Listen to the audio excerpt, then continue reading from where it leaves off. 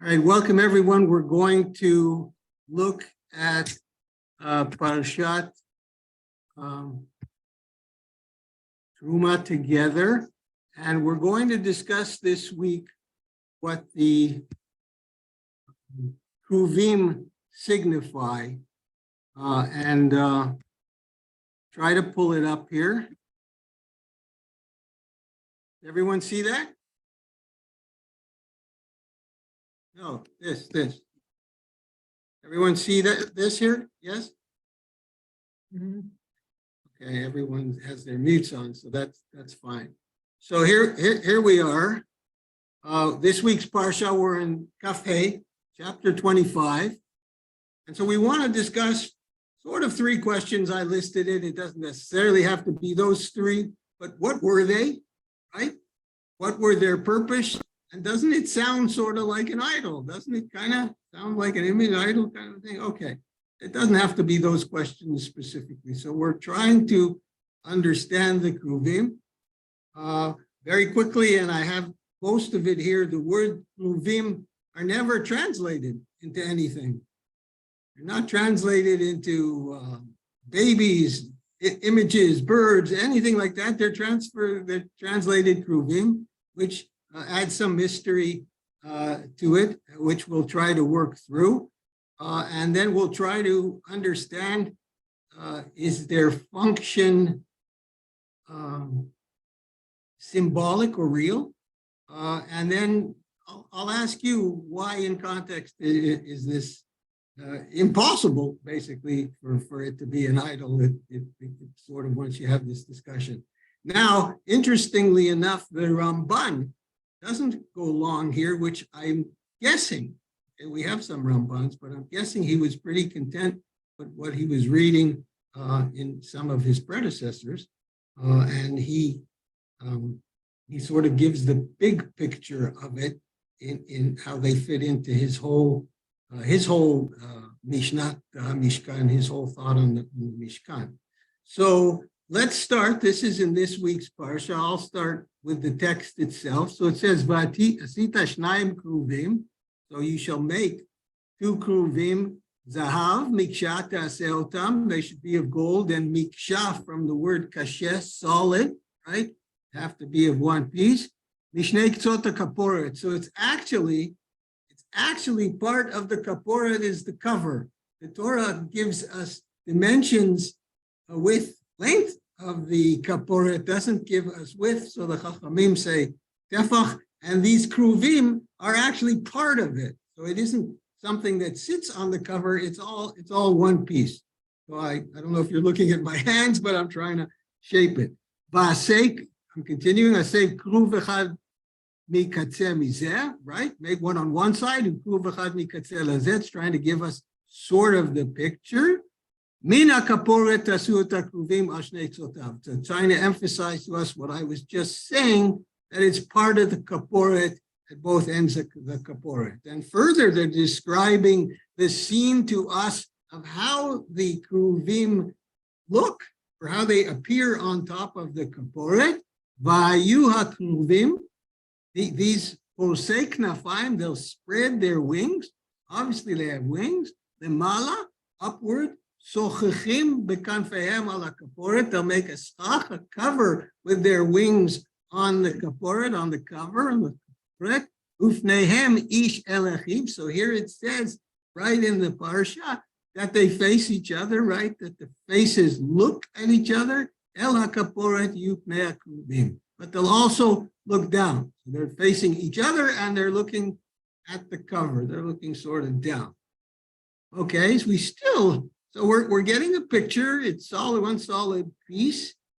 Now the next step, what is it part of? It's hinting at its function. It's hinting at what does it team up with.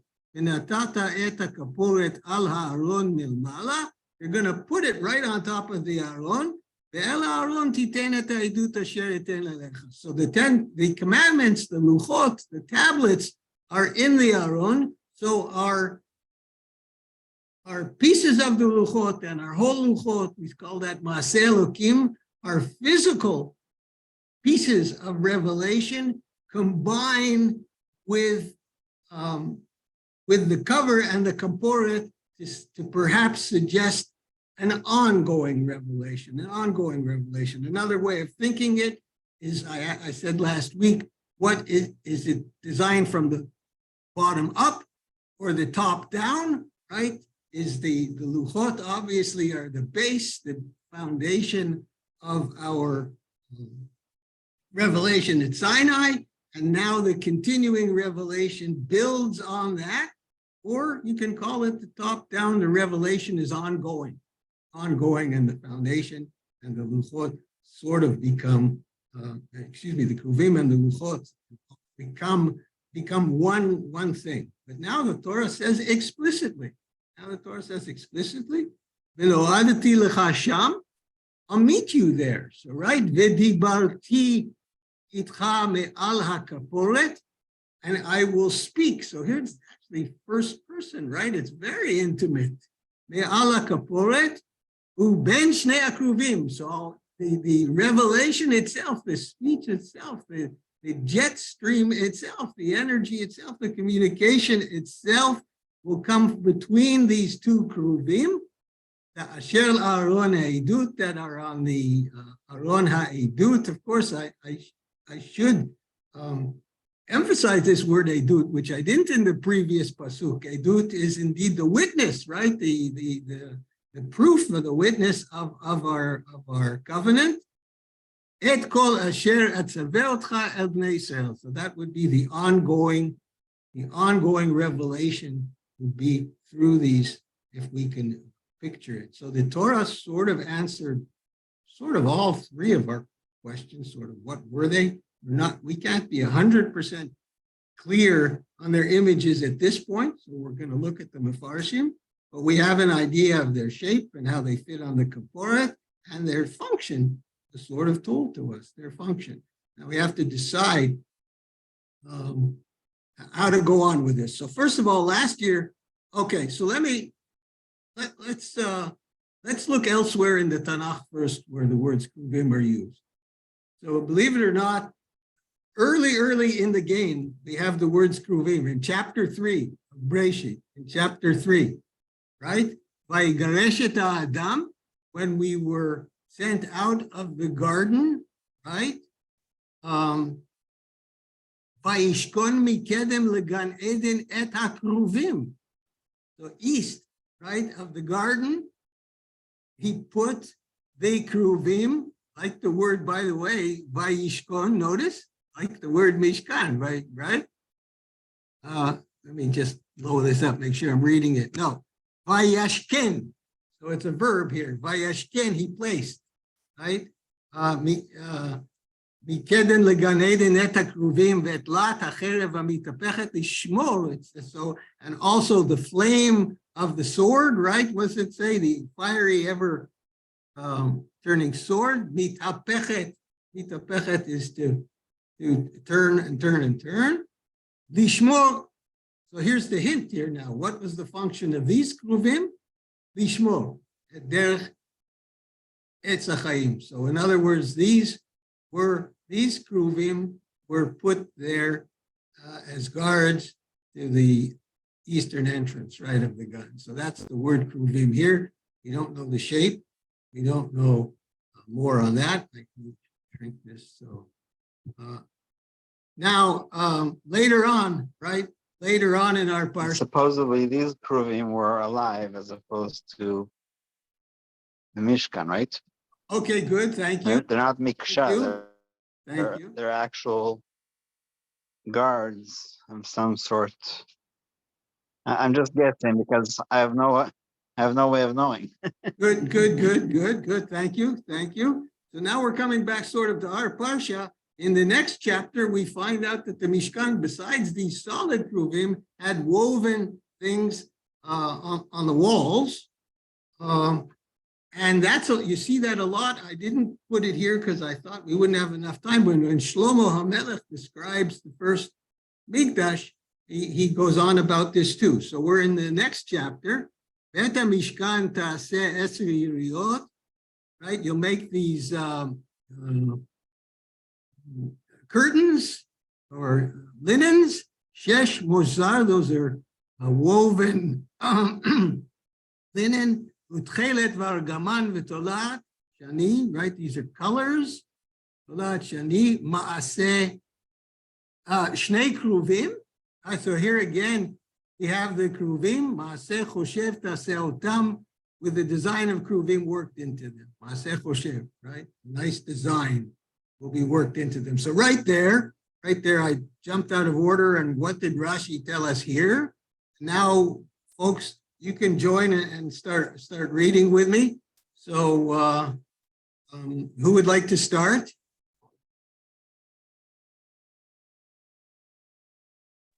I'll start, Okay, as usual. good. Okay. Good. Thank you for that. Okay.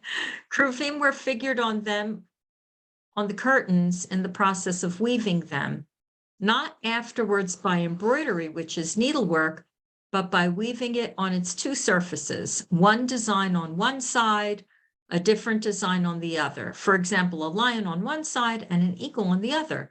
Just as the silken girdles are woven, which are called in Old French, zézé. Okay, good. So this supports a little bit what Rabbi Goldman said, that we can have multiple concepts of kruvim, even though we don't exactly know what the word means. And so now I want to show you an expansion that Chizkiyahu HaMelech and Sefer Tehillim, I don't know if I brought Tehillim, but we take those terms and now we come up with a name for Hashem, and we say Yoshev HaKruvim.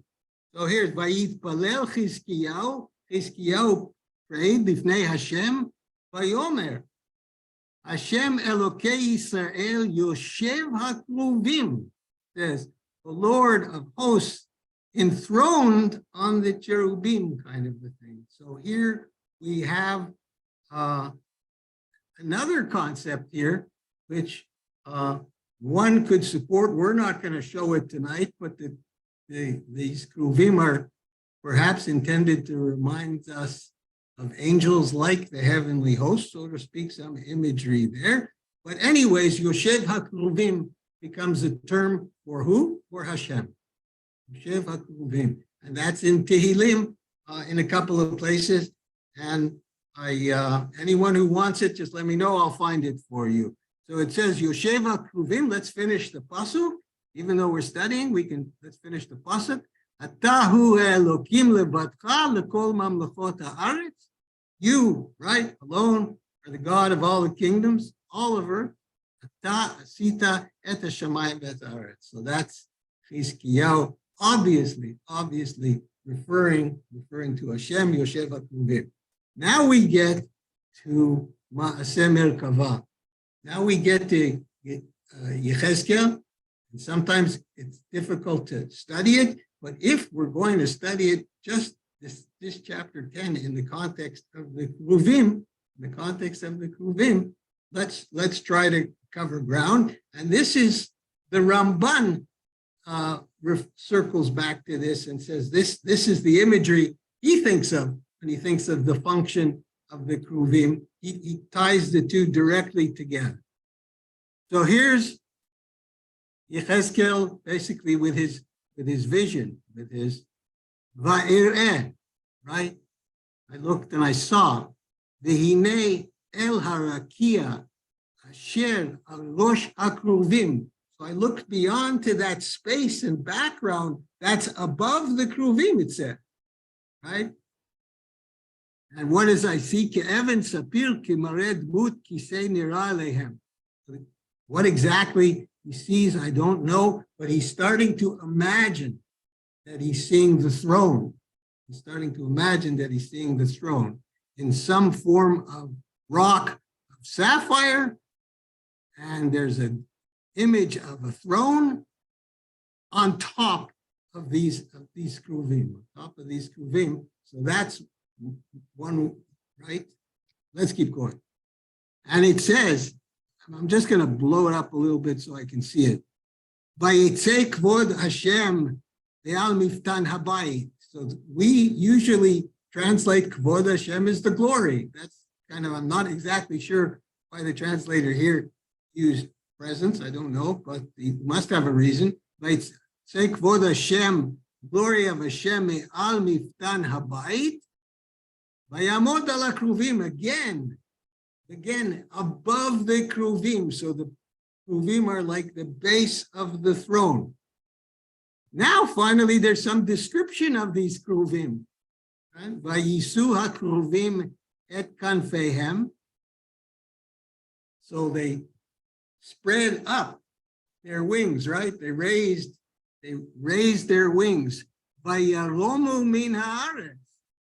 So that sounds like almost that they're flying, doesn't it? He doesn't quite say that though, but they slowly rise. Before me, he's seeing it. Le'enai, he says, right? That's Yecheskel. That's first person, Bitseitam, as they leave. And now we get these wheels, whatever they are. Ve'haofanim le'umatam, right? Opposite from them, right? Right, with the wheels beside them, le'umatam. Vayamod petach shar bet Hashem, right? So now it went from plural to singular.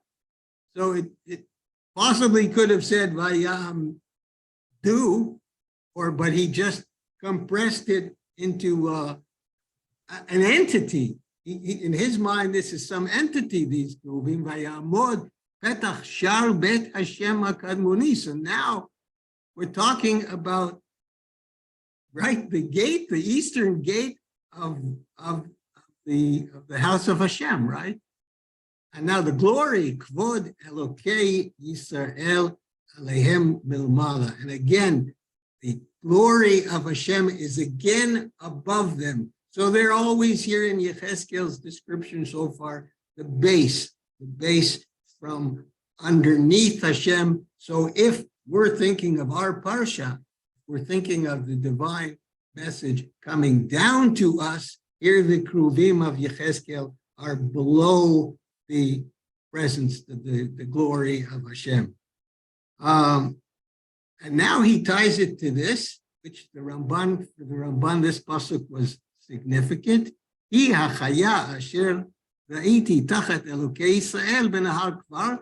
relating this. Here's the English. They were the same creatures that I had seen. So here, Heskel,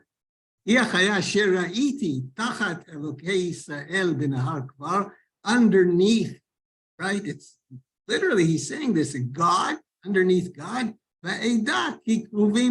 So now I come to understand they must have also been Kruvim. All right, so are we further along with our understanding of Kruvim? So all of chapter 10 is filled with the word Kruvim, which in heaven is a description of the glory of Hashem resting on something. And now the Ramban. Now I think we started with this last year. This is a very long, everything is very long. I cut and pasted to try to shorten it up for us. So now our next, maybe shrink this a little. Our next volunteer can kick it. Rabbi Goldman, you want to read the first Ramban? Yeah. The secret of the tabernacle. The secret of the tabernacle, right? Yeah.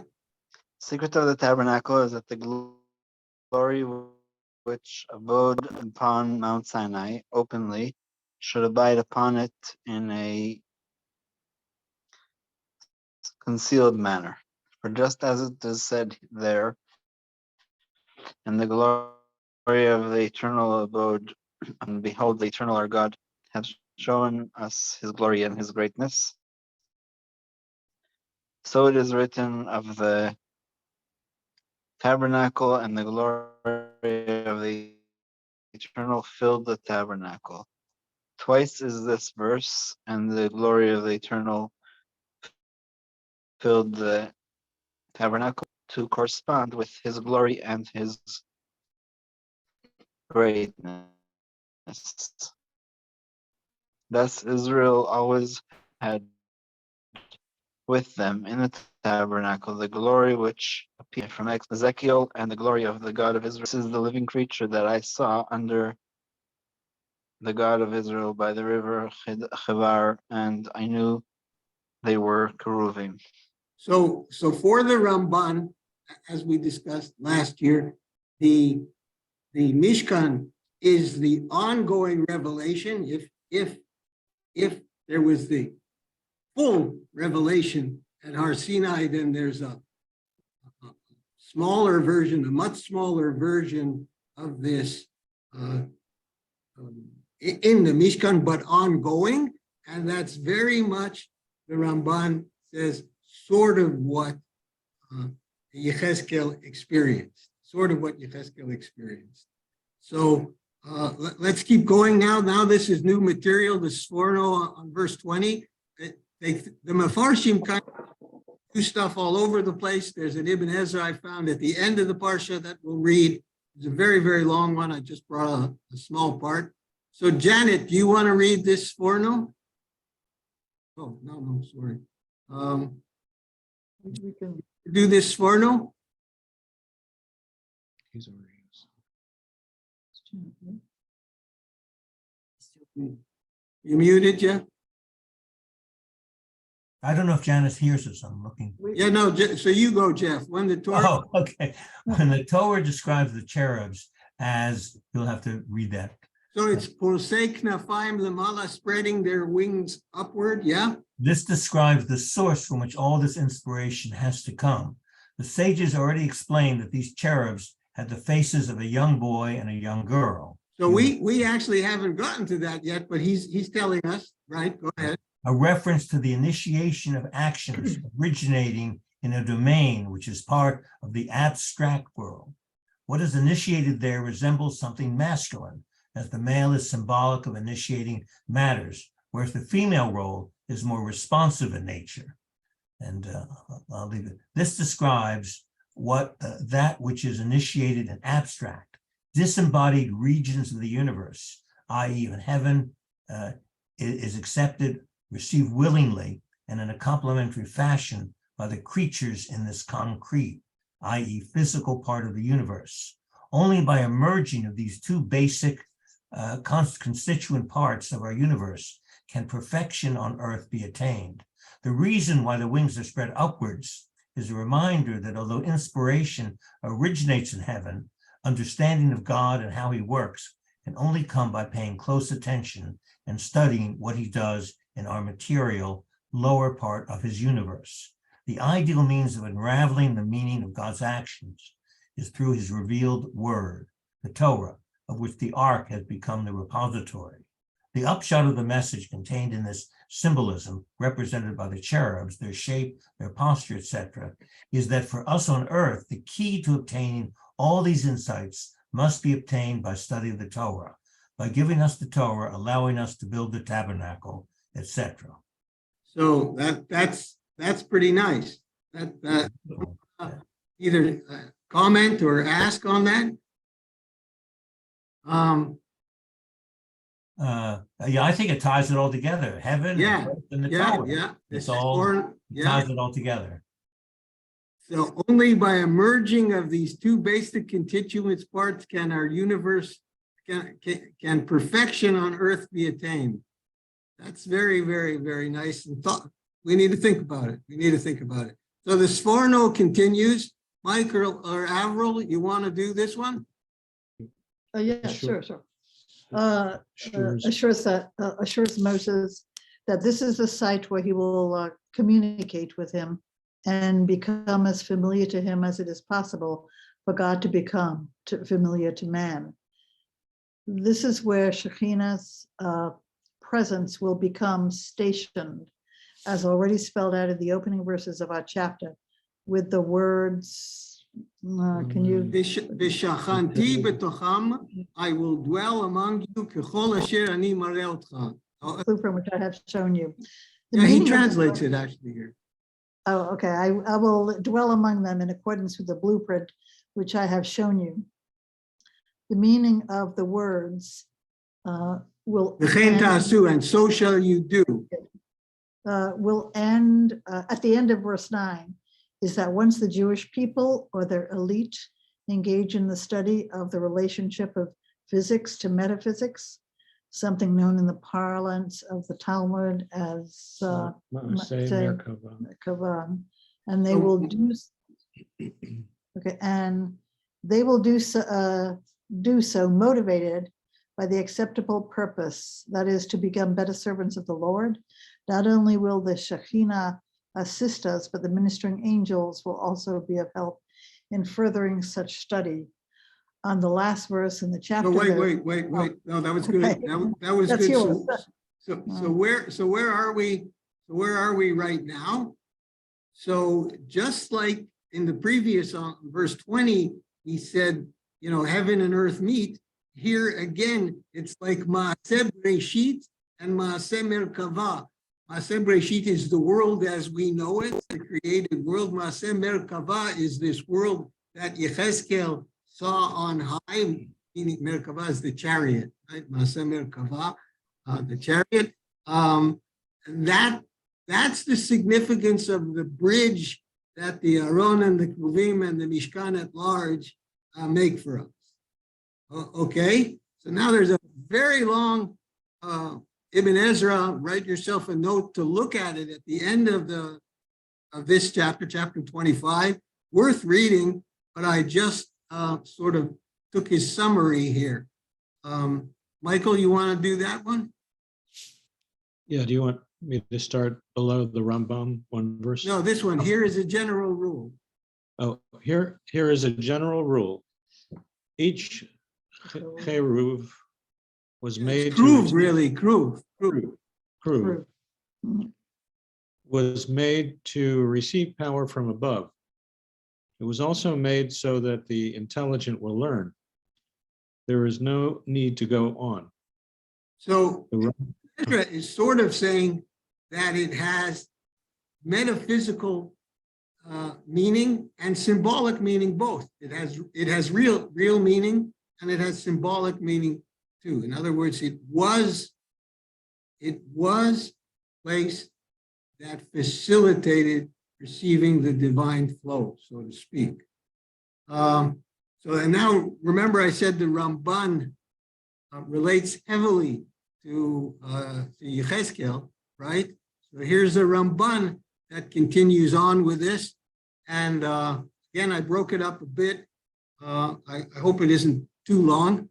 Janet, or you Where do you want me to start? so this Ramban here, just one paragraph here. It is thus identical.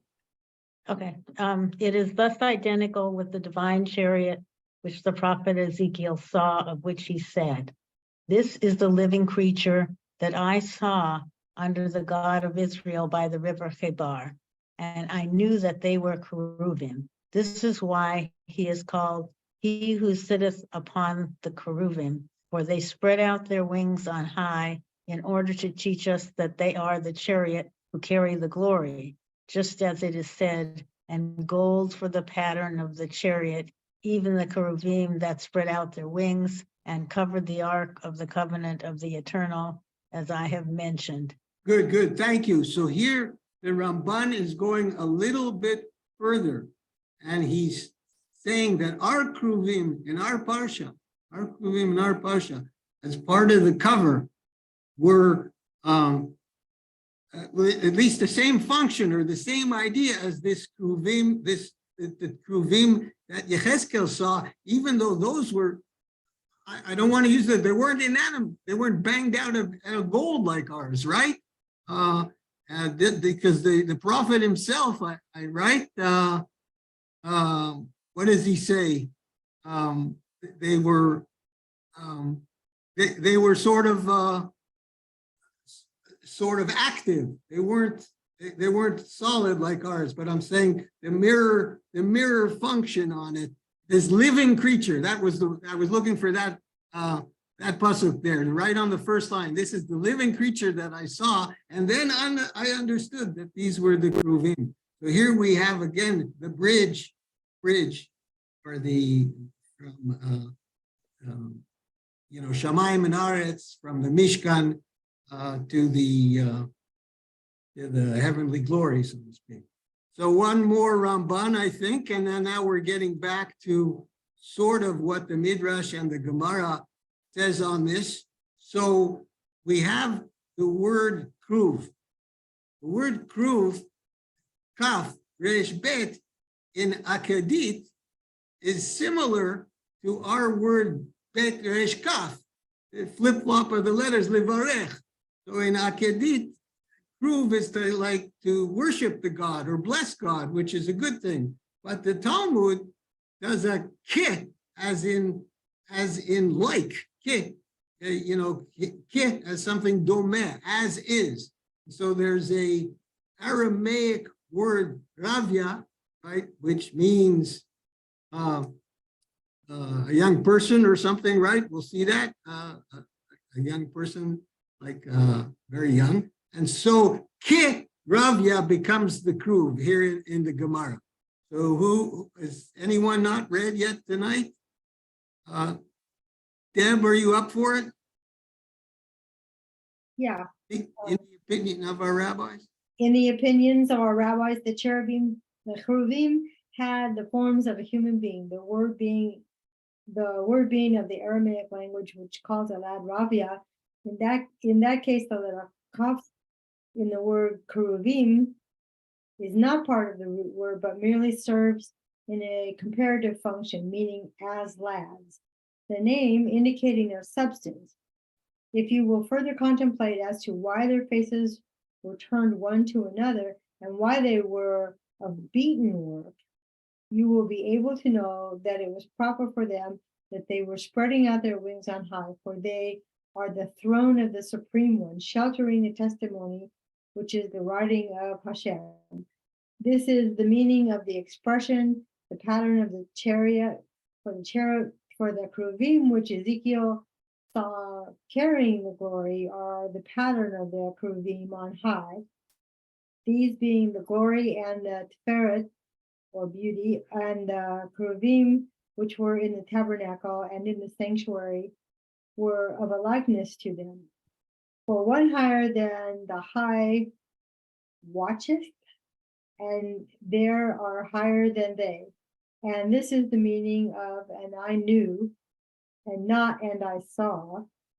For Ezekiel saw one and knew the other on high. This is why he said they, and I knew they were Cheruvim. The student learned in the mysteries of the Kabbalah will understand. So the Ramban wasn't the only one, but he strongly linked that chapter in Yechezkel that we saw to this, even in the imagery, of course, in the function, Now to take a different swing at this entirely, back in our parsha, the Rashbam gives a different shot. Has anyone not read Ira? Are you up there? Are you guys muted? Who else is around? I'll keep reading if you want me to. Yeah, so if you keep going to the Rashbam, yeah. Birds, Kruvim, shapes of. We base this on Ezekiel 28:14. At Keruv, Mamasha. So, et Kruv Mimasha Sochech, as a protective outstretched wings. Again, the schach of the wings, right? So, as a cherub as a haruf with protective outstretched wings, compare Rashi. It is a large bird. Our sages in Sukkah 5 understand the word to mean having the faces of young children or toddlers. Maksha. yeah, Miksha, that's in our verse Hammered here. out Yeah, of yeah. the thickness of the lid, i.e. the whole was a single chunk. Right. So the Kruvim, as we said, he's also giving the same shot that we said, that the Kruvim and the cover, the Kaporet, were all one. So I think we have a little bit of time, and we can just read another source in the Gemara that talks about our imagery towards the Kruvim. I can read it. If you want. Good, please, thanks. Continuing its focus on the cherubs, the Gemara asks, how were the cherubs standing? Rabbi Yochanan and Rabbi Elazar disagree about this. One says their faces were turned one toward the other, and the one says their faces were turned toward the house, i.e. the sanctuary. The Gemara asks, but according to the one who says their faces were turned one toward the other, isn't it written and their faces were turned toward the house? How does he explain the meaning of this verse? The Gemara answers, this is not difficult, as their faces miraculously change directions in reflection of the Jewish people's relationship to God. Here, when it states that the cherubs faced each other, it was when the Jewish people do the will of God. There, the verse that describes that the cherubs face the sanctuary and not toward each other was when the Jewish people do not do the will of God. The Gemara says, and according to the one who says they stood as described in the verse, and their faces were towards the house. Isn't it written? That's in our parsha. That's in our parsha. Yeah, yeah. Oh, isn't it written with their faces one toward the other? Right, that's our parsha. Yeah. Right, Exodus 25, yeah. How does he explain the meaning of this verse? The Gemara answers, they were angled sideways, that they turned both to each other and towards the sanctuary, as it is taught in Breita. Onkelos the convert said that the cherubs were of the form of children. As the verse states, and in the Holy of Holies, he made 2 cherubim of the form of children, and they overlaid them with gold. And their faces were angled sideways toward the Ark of the Covenant, like a student taking leave of his teacher. Very nice. That was nice, a nice piece. And then we have an eyewitness. Josephus, I think, was in the temple. So Josephus, I guess, he says, Yitzurim ba'alei kanaf. Again, he's not sure. He says, creatures with wings, she'enam domim b'tzuratam, that do not resemble any creature that we know of. That's what Josephus said. And now Moshe said, this is Josephus, that Moses said that he saw them b'tzurat gilufim, carved on the throne of glory. So that was a nice survey. Let me stop the recording for a sec here.